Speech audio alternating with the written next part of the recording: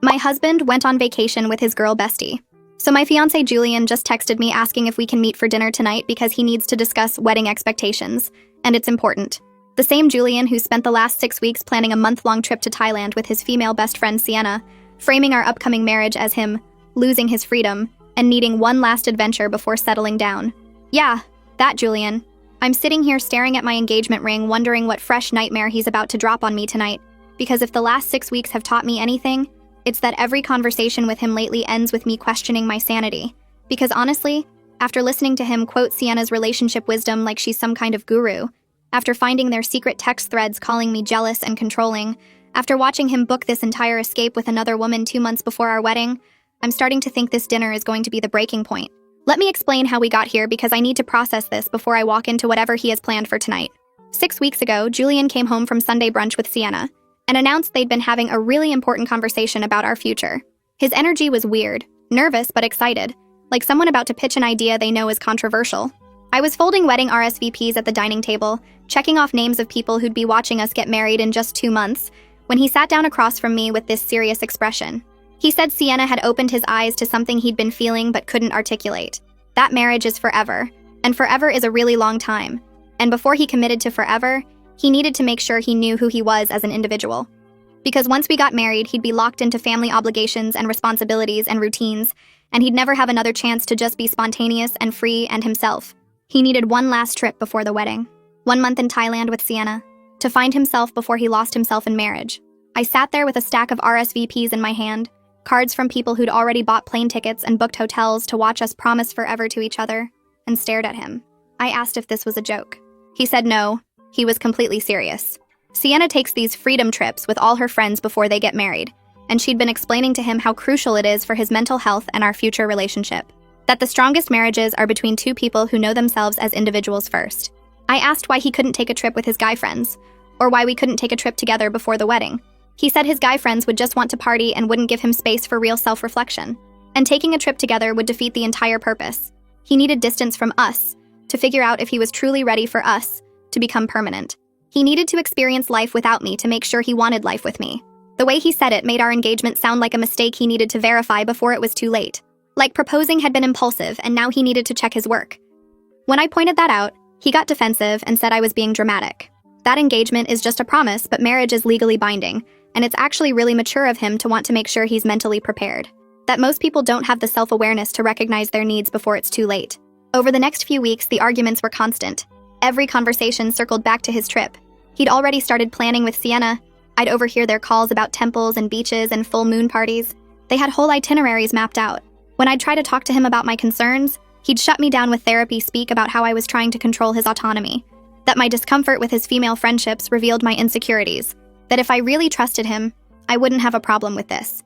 He kept quoting Sienna like she was some enlightened relationship expert. Sienna says couples who give each other radical freedom have the strongest bonds. Sienna thinks people who need constant reassurance aren't ready for marriage. Sienna believes I need to explore this now or I'll resent you later. Every concern I raised, every boundary I tried to set, was met with something Sienna had apparently said about why I was wrong. I finally snapped and asked when Sienna became the authority on our relationship. She's been single for 3 years, has never even lived with a partner, never been engaged. What qualified her to give advice about marriage? Julian got this pitying look on his face and said that's exactly why her perspective was valuable. She wasn't emotionally compromised like I was. She could see our relationship objectively while I was too close to it, too invested in the wedding to think clearly about the marriage, too invested in the wedding, our wedding, that we'd been planning together for 8 months. Suddenly that was a character flaw. Then I found the messages. I wasn't snooping. Julian left his iPad open on the kitchen counter and the messaging app was right there. Months of conversations between him and Sienna that made my blood run cold. Her pushing and pushing. Are you sure she's the one? You're only 29. You have your whole life ahead of you. She seems very focused on the wedding, but is she focused on your happiness? Marriage is forever. You need to be absolutely certain. And Julian responding, sometimes I wonder if I'm settling. What if I'm just doing this because it's what's expected? I love her, but is that enough? You're right, I need to really think about this. The worst message was from 3 weeks ago. Sienna wrote, if she really loves you, she'll support this trip.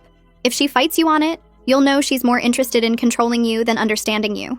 Julian responded, you're right. This will be a good test of whether she's ready to be a wife. A test. Our relationship 2 months before the wedding was a test designed by another woman. When I confronted him about the messages, He didn't apologize. He said I'd invaded his privacy and that me snooping proved Sienna's point about my trust issues. I told him I didn't have trust issues. I had a fiancé planning to leave me for a month with another woman issues. He said I was being dramatic and manipulative, twisting things to make him the villain when he was just trying to be honest about his needs. Every feeling I expressed got reframed as a personality defect. I was controlling, insecure, not ready for marriage, too focused on the wedding, too emotional, too reactive. According to Julian, I was basically a walking collection of red flags that he was generously trying to work through because he loved me despite my flaws. Last week, he officially announced he was going through with it. He'd bought plane tickets, booked accommodations, planned the whole thing with Sienna. 5 weeks in Thailand and Bali. It had grown from 4 weeks without him even telling me. Leaving in 2 weeks, getting back 1 week before the wedding. When I asked how he could make such a massive decision without my input, he said he had considered my input, but ultimately his mental health had to come first. That he couldn't start our marriage already feeling resentful about missing this opportunity. I asked if he understood how insulting it was that marrying me required a month-long escape first. He said I was twisting his words again. This wasn't about escaping me. It was about finding himself. And the fact that I couldn't see the difference proved exactly why he needed the space. Every conversation ended the same way, with me somehow being the problem. My concerns were invalid. My feelings were irrational. My boundaries were controlling. And through it all, Sienna's voice in his ear, telling him he was right and I was wrong, that he deserved this, and I was being selfish. So here we are. 6 weeks of fighting, 6 weeks of being gaslit, 6 weeks of watching my fiancé plan an escape from our marriage before it even starts. And now he wants dinner to discuss wedding expectations. Part of me stupidly hopes maybe he's finally coming to his senses, that maybe the man I fell in love with will show up tonight and we can salvage this. But a much bigger part of me knows exactly what this is. He's going to announce he's going regardless of how I feel, probably with a whole speech prepared about what I need to work on while he's gone. Well, I'm done being the accommodating fiancé. Time to hear what he has to say. Update coming after dinner. First update. I'm sitting in my car in the parking lot of the restaurant right now, and I honestly can't decide if I want to laugh or scream. So remember how Julian wanted to meet for dinner to discuss wedding expectations? Well, buckle up because this man just revealed exactly how little he thinks of me, our relationship, and apparently women in general. And I'm genuinely questioning every decision I've made in the last 2 years. I got to the restaurant early and spent 15 minutes giving myself a pep talk. Part of me was still hoping this would be the moment he'd realize how insane he'd been acting, that maybe he'd come to his senses and we could salvage this. I should have known better. Julian walked in with this confident energy that immediately set me on edge. He kissed my cheek like everything was normal, sat down, and ordered us a bottle of wine like we were celebrating something. When the waiter left, I asked him straight up what this dinner was about. He leaned back in his chair and said he'd been reflecting a lot on our relationship and our upcoming marriage. I was nervous because his tone was giving the therapist explaining things to difficult patients. He said that our recent disagreements about his trip had revealed some concerning patterns in my thinking that he felt we needed to address before moving forward with the wedding. I asked what patterns he was talking about. He actually had the audacity to pull out his phone and show me notes, like he'd written down a list of my character flaws.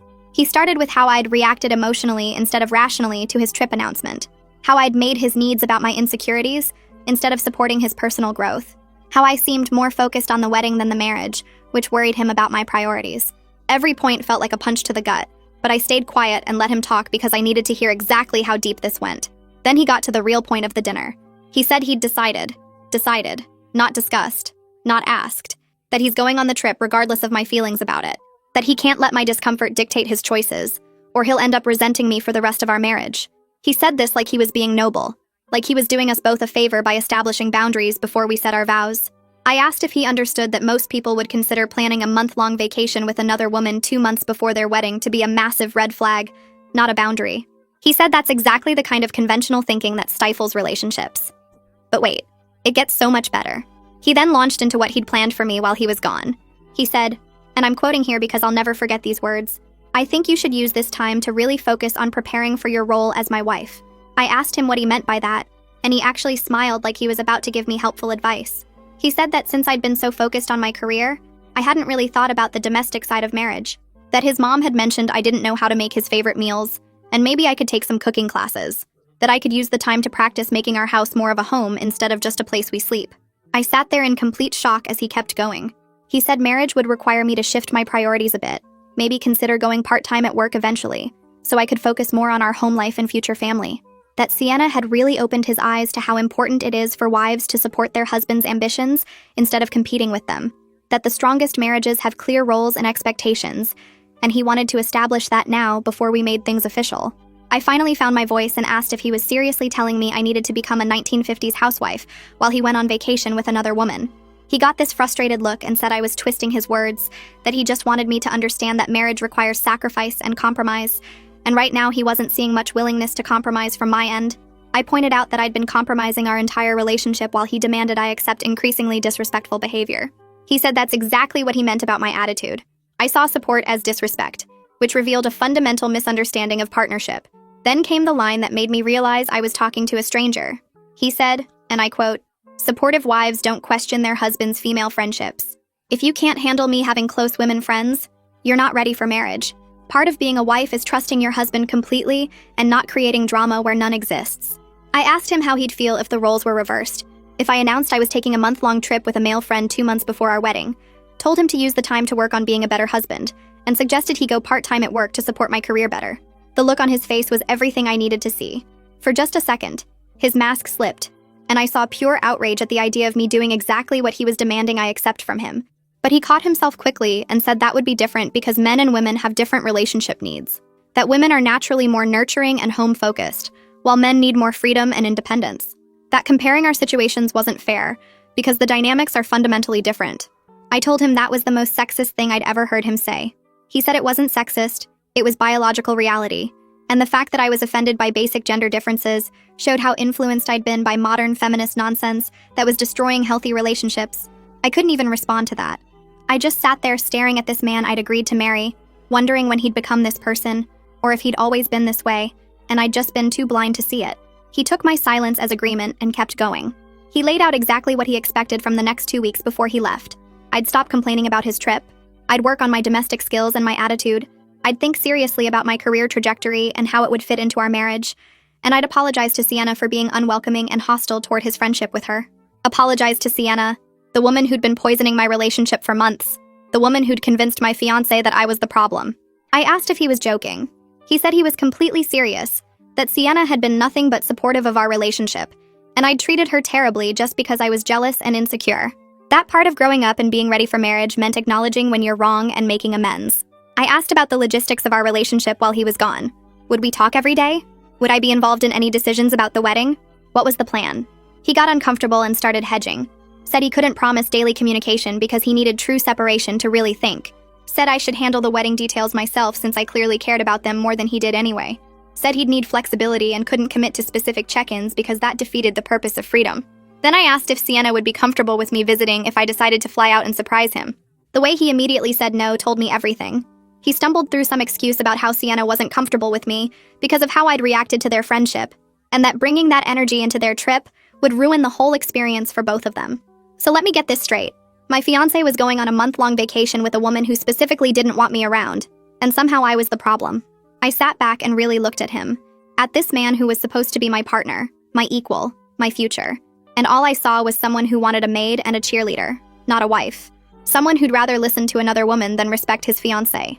Someone who thought marriage meant I'd lose myself while he gained freedom. I asked him one last question. Do you even want to marry me? He looked offended and said of course he did. That's why he was trying to work through these issues now. I said it seemed like he wanted to marry a version of me that didn't exist. Someone who'd happily stay home and cook while he traveled the world. Someone who'd never question him or have needs of her own. Someone who'd put his freedom above her own dignity. He said I was being dramatic again, and that this was exactly why he needed this trip, to get clarity on whether I was capable of being the partner he needed. By the time we left that restaurant, he'd made it crystal clear. He was going on this trip in 2 weeks. I was expected to spend the time working on myself. And when he got back, we'd reevaluate whether I'd grown enough to deserve to marry him. Like I should be grateful he was willing to give me a second chance to prove myself worthy. I'm sitting in my car trying to process what just happened. But honestly, I'm not sad. I'm furious. While Julian was busy explaining all the ways I need to change and listing his expectations for what kind of wife I should become, I was making some realizations of my own. He wants freedom? He wants someone to show him what a supportive partner looks like? Well, I'm about to give him a masterclass in both. Tomorrow I'm making some calls and booking some trips of my own. If Julian thinks I'm going to sit at home taking cooking classes and working on my wifely duties while he parties in Thailand with Sienna, he's about to learn exactly how wrong he is. 2 weeks until his trip? Perfect. That gives me 2 weeks to plan mine. The gloves are off. Update coming soon. Second update. You guys, I am having the time of my life right now, and watching Julian's carefully planned manipulation blow up in his face is giving me so much joy. If he wanted to test my boundaries and see how much disrespect I'd tolerate, well, he's about to find out I'm much better at this game than he ever imagined. So the morning after that disaster dinner, I woke up with complete clarity. I wasn't going to argue, I wasn't going to beg, I wasn't going to give him the emotional reaction he was expecting. Instead, I started making some calls. First call was to my boss explaining I needed to use 3 weeks of vacation time starting in 2 weeks. She was surprised but supportive. Second call was to the best travel agent I could find. Third call was to book the trip of a lifetime to Greece, Santorini, Mykonos, and Crete. Solo female adventure, leaving the exact same day as Julian's Thailand trip. When Julian texted me that afternoon saying he was starting to pack and asking if I'd had time to think about what we discussed, I responded with the sweetest message. I have. I've actually been thinking a lot about freedom and personal growth. I'm so glad we had that conversation. He called immediately, probably confused by my tone. I answered cheerfully and told him I'd done some reflecting and realized he was right. We both needed space to figure out who we are as individuals. So I'd booked myself a 3-week trip to Greece, leaving the same day as his Thailand adventure. The silence on the other end was absolutely golden. Then he started sputtering about the wedding planning and vendor meetings and dress fittings. I reminded him sweetly that he'd said I was too focused on wedding details and should focus more on personal growth. So I was taking his advice. The confusion in his voice was delicious. He asked who I was going with, and I said I was going solo, just like he'd taught me about the importance of independence and freedom in relationships. He said that was different because I had responsibilities at home. I asked what responsibilities. The cooking classes he'd suggested. I could learn to make moussaka in Greece just as easily as his mom's pot roast here. By the time we hung up, he was clearly unsettled, but couldn't argue because I was literally doing exactly what he'd told me to do, just not in the way he'd imagined. That evening, I posted my plane tickets to Instagram. Some people get pre-wedding anxiety. I'm getting pre-wedding adventures. Sometimes the best marriages start with 2 people who truly know themselves. Julian called within minutes. What is this supposed to mean? I told him I was just being supportive of his philosophy about freedom before marriage, that I'd realized he was right about needing space to grow individually. The frustration in his voice when he couldn't quite call me out without being a hypocrite was chef's kiss perfect. The next 2 weeks were gold. Julian kept sending me updates about his packing like I was supposed to care. Photos of his suitcase, his new travel backpack, questions about whether he should bring his nice shoes. I responded to each one with increasingly pointed comments. Make sure to pack sunscreen for those beach clubs with Sienna. And don't forget nice outfits for all those sunset dinners. He couldn't tell if I was being supportive or sarcastic, and it was driving him insane. Then the departure day came. Julian and I both left for the airport. Him for Bangkok, me for Athens. The look on his face when he saw my packed bags was priceless. He'd clearly hoped I'd come around and see him off like a good little fiancé. Instead, I was calling my own ride, bright-eyed and excited for my own adventure. The first 2 days, I posted gorgeous content from Santorini. White buildings against blue sky, incredible sunsets, wine tasting, exploring villages. Meanwhile, Julian was posting typical tourist stuff. Temples, street markets, him and Sienna making goofy faces at the camera. Then on day 3, everything shifted. Julian's posts turned into full-on beach club party content. And Sienna was in almost every photo wearing almost nothing. Photos of Sienna in a tiny red bikini at an infinity pool, both of them holding cocktails. Sienna in a neon pink string bikini on a boat.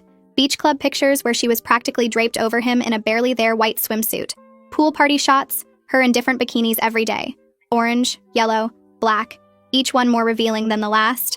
My best friend Mara was screenshotting everything and sending it to me with skull emojis. Is he serious right now? She's basically in lingerie in half these photos. And he was worried about you learning to cook moussaka with a local chef? One particularly memorable post showed them at a rooftop bar at sunset. Sienna in a black bikini with a sheer sarong, leaning against him while they watched the view. Caption, living our best lives. Another showed her in a leopard print bikini lying on a beach daybed next to him. Then came the one that made Mara lose it. Sienna in his hotel bathrobe on their balcony, coffee cup in hand. Caption, room service breakfast just hits different when you're living freely. But I didn't comment on his posts. I was too busy actually living my best life. On day 3 in Santorini, I wandered into this family-owned restaurant overlooking the caldera. The owner's grandson, Nico, took my order. We started talking, and I ended up staying for hours, talking to him and his grandmother, Yaya Katerina, about the island, about food, about life. He offered to show me some hidden spots the tourists never see. Over the next few days, Nico became my guide and my friend. We explored hidden beaches. He taught me to cook traditional dishes in his grandmother's kitchen. We talked for hours about everything and nothing. And I started posting about it, but tastefully. Photos of the cooking lessons, beautiful scenery, moments with Yaya Katerina, everything real and authentic and fully clothed, unlike the softcore resort wear catalog Julian was posting. The contrast was stark. His posts looked like a spring break MTV special.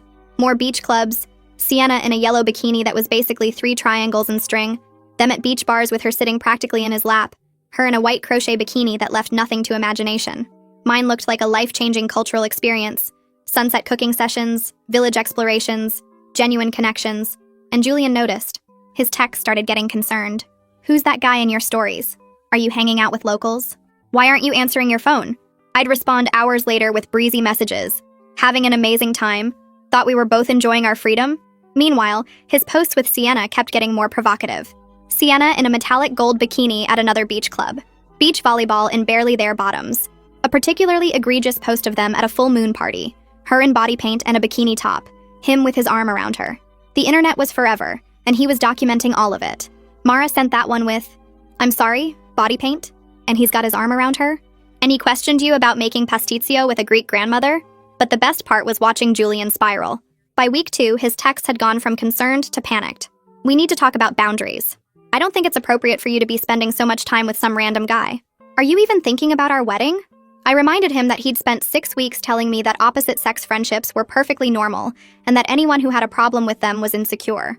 That I was just being mature and trusting, like he'd asked me to be. The hypocrisy was so blatant he couldn't even argue back. Meanwhile, I was genuinely falling for this new life. Nico was kind and funny and treated me like an equal. We'd spend mornings at the beach, afternoons cooking with Yaya Katerina, evenings watching sunsets and talking about our dreams. There was no pressure, no games, no tests, just 2 people enjoying each other's company and seeing where it went. My posts reflected that. Genuine joy, real laughter, authentic experiences. His posts were still party-focused, but there was something desperate about them now. More beach clubs, Sienna in a blue sequined bikini, more bikini shots, red string bikini at sunset, but the captions were getting defensive. Living without apologies, and some people understand freedom, some people don't. By the end of week 2, Julian was trying to video call me multiple times a day. I'd decline and text back that I was busy or that the connection wasn't good. The few times I did answer, I kept it short and sweet. Yes, I was having an amazing time. Yes, Nico was wonderful. Yes, I was learning so much about myself, and then I'd have to go because we were heading to another beach or another family dinner or another adventure. His last string of posts before everything fell apart were almost sad. More full moon party content. Sienna in neon body paint and a bikini top. Different angles of the same party. Him trying to look like he was having the time of his life. But I could see the cracks, the forced smiles, the try-hard captions. Then on Sunday of week 3, the messages got desperate. We need to talk immediately. Something happened with Sienna. I want to come home early. This trip was a mistake, but I was too busy being happy to care. I was at a beach bonfire with Nico and his friends, watching the sunset, speaking broken Greek and laughing at my mistakes, eating amazing food, feeling more myself than I had in years. Some people plan freedom trips to test their partners. But some people discover that real freedom has nothing to do with tests or trips or proving points. It's about choosing yourself and refusing to accept less than you deserve. Julian's about to find out that while he was busy posting bikini pics with his friend, I was busy falling in love with an actual life worth living. Update coming soon. Last update. I literally cannot stop smiling at what just happened. Julian video called me and completely melted down on camera, and honestly, it was exactly what he deserved. So after 3 weeks of increasingly panicked messages from Julian about needing to talk and how things went wrong with Sienna, I finally answered his video call. I was at Nico's family restaurant during golden hour, the sun setting over the Mediterranean behind me, and I looked genuinely happy because I was genuinely happy. Julian, on the other hand, was calling from some dingy hostel in Bangkok looking absolutely wrecked. He immediately launched into this whole sob story about how Sienna had met some Australian guy named Dylan and ditched him over a week ago, how he'd been alone in Thailand, how the trip wasn't what he'd expected, how he wanted to come home early and work on us. He looked like he'd been sleeping in his clothes, and I felt absolutely nothing but relief that I hadn't wasted more time on him. I calmly told him, "I'm not coming home, Julian." His face went through about 5 emotions in 3 seconds. Confusion, disbelief, anger, panic. "What do you mean you're not coming home? Your trip is almost over. I'm staying in Greece, with Nico, and the wedding is off." The explosion was immediate. "Over some vacation fling? You're throwing away our entire relationship for some guy you just met?" I stayed completely calm, which seemed to make him angrier. "You threw it away when you told me marrying you meant losing your freedom. Turns out I was the one trapped. Greece didn't just give me freedom, Julian. It gave me clarity." He started sputtering about how we could work through this, how his trip was a mistake, how he'd been wrong. I cut him off. I've spent 3 weeks with someone who treats me as an equal, who doesn't think supporting me means silencing myself, who doesn't need to run away to another country with another woman to figure out if he wants me. The contrast is pretty stark. That's when he shifted to anger. Started yelling about how I was being vindictive and irrational, how I was throwing away 2 years over nothing, how I'd planned this whole thing to hurt him. I reminded him that he'd literally told me to work on myself while he was gone. So I did. I worked on remembering what it felt like to be valued. And you know what's funny, Julian? I've been more productive working remotely from Greece than I ever was listening to you tell me I should go part-time. Turns out I didn't need to sacrifice my career. I needed to leave you. He completely lost it then, screaming about how Nico was probably just using me, how I was being naive, how I'd regret this, all while looking like he hadn't showered in days, sitting in a hostel bed, alone because his best friend had abandoned him. Speaking of using people, I said sweetly, how's Sienna? Oh wait, she left you for Dylan. Or did she? Because I'm curious, Julian, does Dylan even exist? The look on his face told me my suspicion was right. There was something he wasn't saying about Sienna's disappearance, but I didn't need to know the details. I just needed to be done. Here's what's going to happen, I said calmly. You're going to handle canceling all the wedding vendors. You're going to tell everyone why the wedding is off, and you're going to leave me alone to live my life. He tried one last manipulation. Get over yourself, Isla. I'm giving you one last chance to stop being ridiculous before we're done. I actually laughed. Julian, we've been done since you told me to learn to cook while you partied with another woman in bikinis. I just needed 3 weeks in Greece to remember what I deserve. And it's not this. While you were posting thirst traps with Sienna at beach clubs, I was building something real. While you were testing my loyalty, I was discovering I deserve someone who never makes me prove my worth. While you were finding yourself, I was finding someone who never made me feel lost. I could see movement in the background of his video. Good. Let whoever was there hear this.